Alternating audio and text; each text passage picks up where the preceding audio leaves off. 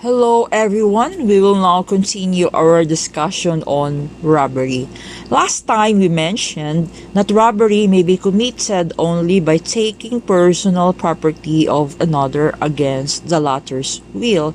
So, if a person receives an object in trust for or for safekeeping from the owner, said accused cannot be held liable for robbery because said object was not taken but was handed over. In this case, if the property was given to you or handed to you, there is no robbery. However, it can be a case of estafa if you would not return the said property because you have become interested to it. Next element of robbery is the term unlawful taking, meaning if the property was lawfully taken under a lawful order of the judge, like for example, the sheriff did not return the object seized to the court, instead he misappropriated it or he sold the objects, still it would not qualify as robbery because the property was taken lawfully, although later it was unlawfully misappropriated. Next, another element is when there is no unlawful taking.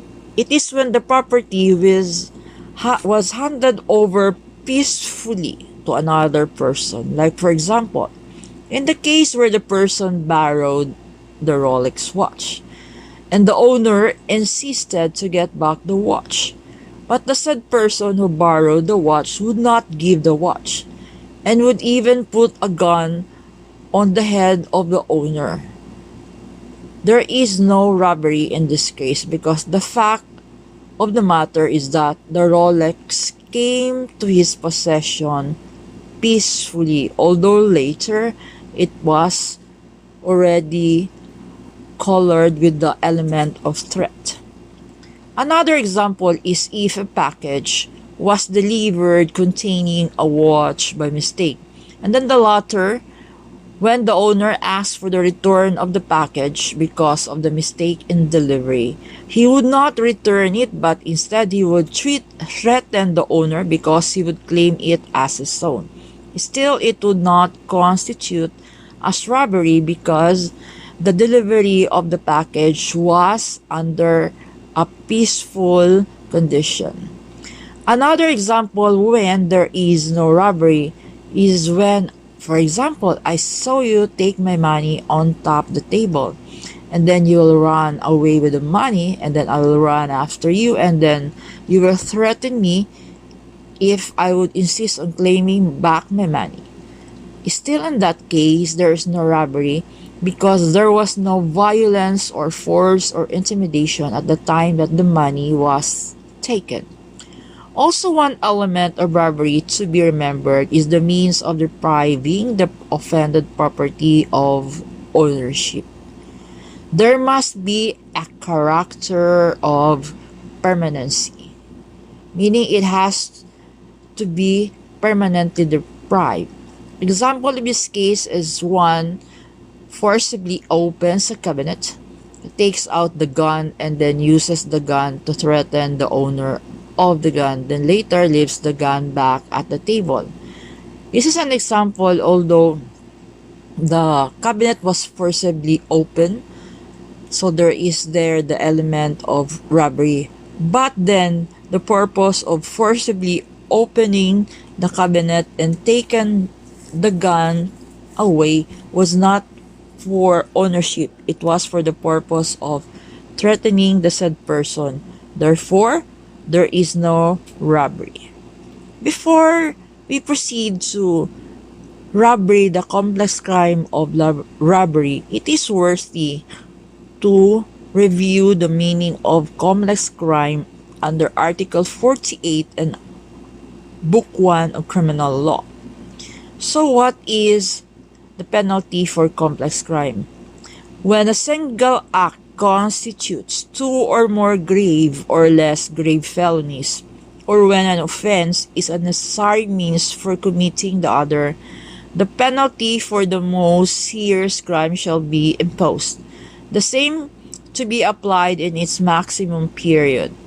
The philosophy behind this is the plurality of crimes, meaning the treatment of plural crimes as one is to be lenient to the offender, who, instead of being made to suffer distinct penalties for every resulting crime, is made to suffer one penalty only, although it is the penalty for the most serious one and is in the maximum period.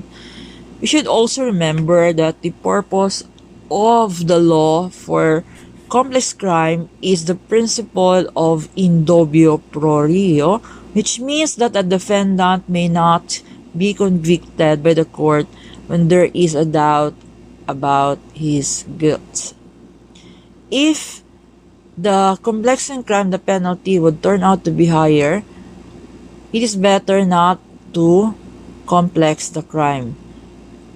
So, an example of this is the special complex crimes of robbery with homicide, robbery with rape, rape with homicide, and these things are regarded only as a single act. Another is example here, Article 294. Robbery with violence against or intimidation of persons is not actually a complex crime because in the said Article 294, the penalties are already provided under each paragraph. So let us read Article 294, robbery with violence against or intimidation of person. Penalties. Any person guilty of robbery with the use of violence against or intimidation of any person shall suffer. Paragraph 1. The penalty of reclusion perpetua. Paragraph 2. The penalty of reclusion temporalis medium. Paragraph 3. The penalty of reclusion temporal. Paragraph 4. The penalty of prison mayor. Paragraph 5, the penalty of compression correctional. If you'll notice Article 294, the 5 paragraphs stated how the penalty shall be imposed. Therefore, since said article has already a penalty of its own, it cannot be a complex crime because in a complex crime, there must be 2 felonies defined under different articles of the revised penal code. But since Article 294 already provides a specific penalty for this kind of robbery, with violence against person, therefore it is not a complex crime.